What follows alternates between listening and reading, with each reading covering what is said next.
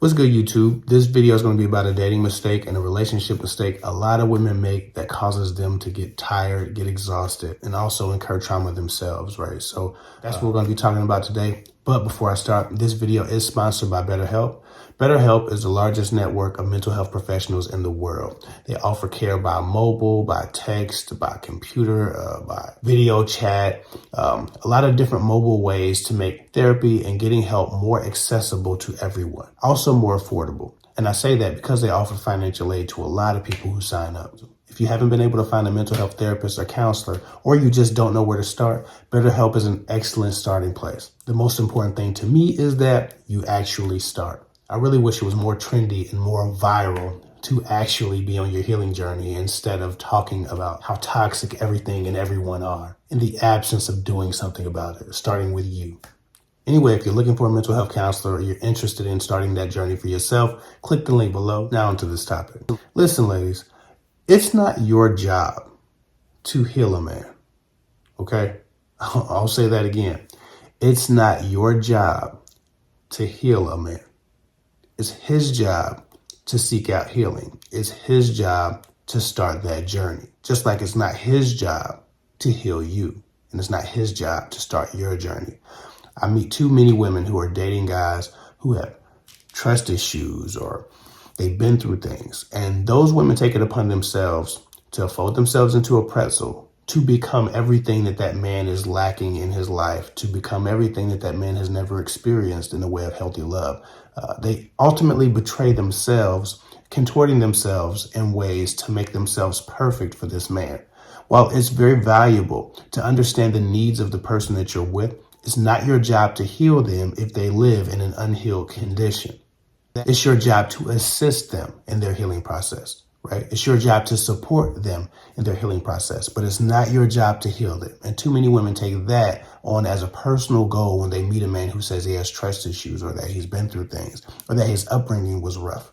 If you have a man who has trust issues and he's beating you up about that trust issue, torturing you with his trauma, he's accusing you, he's trying to control you, he's telling you what to do, he's hard on you, he's watching you, everything's about what you're doing and it better not be anything similar or close to what she did in the past or whomever else might have hurt me. You're dealing with a man who needs mental health counseling. You're dealing with a man who needs some help. Way too many women are dealing with guys like this, and they're trying to navigate it. They're trying to move around it instead of just backing up, getting out the way, letting this man start his journey, and then from a healed place or a healing place, reapproaching a relationship or reapproaching even contact with some of these guys, if at all. The prerequisite to date any unhealed person is that they're on their healing journey and they take that serious. That should be the prerequisite. If a person has been through a lot of stuff, I want to know on that first date, what do you do to cope with the things you've been through? If they've mentioned going through a lot of things, maybe the second date. I want to know what you're doing to cope with your experiences, what you're doing to grow from them, to learn from them, to heal from your traumas, right? A lot of people will tell you the woe is me story. Everybody has a sad song. Everybody's been through things. They'll give you that until they're blue in the face. They'll tell you for hours and hours and hours everything they've been through. It's a very short conversation for most people when you say, so what are you doing about that? What have you attempted in a way of healing yourself? What have you tried? What are you committed to doing to make sure that that doesn't affect you or the people who you are in your life who place themselves around you?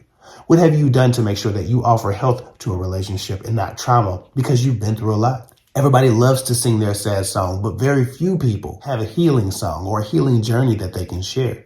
You talk for 2 hours about what you've been through. If you can't talk for 2 hours about what you've attempted to fix yourself, to heal yourself, and to avoid hurting others, I don't want to hear the sad song. There are a lot of narcissistic victims out here who don't want to heal because they like to reserve the right to complain and to cry and to blame.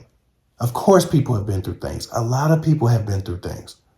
But when you're dating a person, you can't allow what they've been through to sit on your shoulders as if you're the perpetrator of that trauma. It's not a man's job to heal you, and it's not your job to heal a man. It's your job and their job to support in that healing process. So if you already do a thing to heal, whether that's counseling, whether that's yoga, whether that's meditation, whether that's, I don't care, whatever hippie thing that they do, whatever psychologically, scientifically proven thing they do, whether that's take their medication or just meet their treatment sponsors or go to their counselor or go to their therapist or whatever they do, whatever they've committed to doing, You can be an assistant to that, but that's the key because it has to be their journey. They won't heal and can't heal because you want it.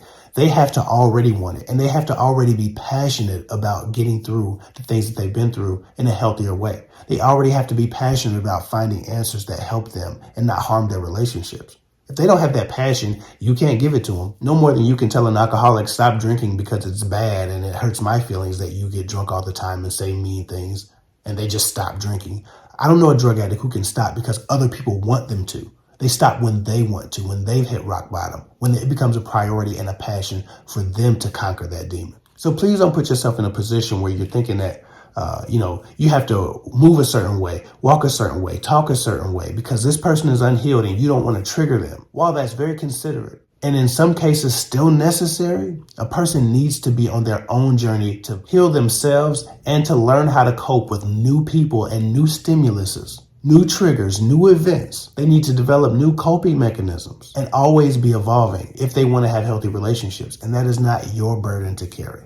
So again, if you are struggling with mental health stuff, or your partner is struggling with mental health stuff, or trust issues, or generational trauma, or trauma from this generation, or abuse, or childhood trauma, or whatever it might be, please get help. Find someone who can do something about it and assist you from a professional place. So many people have 5 and 10 lovers during their lifetimes, and they wonder why, with all these serious relationships they've experienced, why nothing stuck, why nothing worked, why everybody broke up with them, why everything failed, why they don't have a forever partner, even though they've had a lot of long-term lovers and long-term partners. It's because they haven't done the work usually. It's because they've always seen fit to blame the relationship instead of the condition. It's because they haven't healed themselves and they enter new relationships with extra trauma from every new relationship that they've started and ended. It's like writing on a chalkboard for 10 years without erasing anything and just writing over the last thing you wrote. Eventually, you won't be able to read it. And that's what happens in our relationships. We never clean the slate because we often never clean us. So if you find yourself in this position with a partner or it's you, please consider getting counseling. Please consider trying to develop a regimen of health and mental health for yourself. Get on your journey so that you don't put pressure on your partner to be your healing, because that's too much weight to bear for most people. And that's why a lot of relationships end early. Anyway, this was just a reminder. I talk to a lot of women and on a regular basis, I like to give this reminder out because a lot of my clients are dealing with and struggling with these things, either for themselves or their partners. So again, if you need mental health help, if you need to start that journey of healing, click the link below. And also, if you need coaching from me specifically to talk through some things, I am having a coaching cell right now. That link is also down below. I'm not a mental health therapist, but I can lead you to one. Follow me at kevhick24 on Instagram. I'll get with y'all later.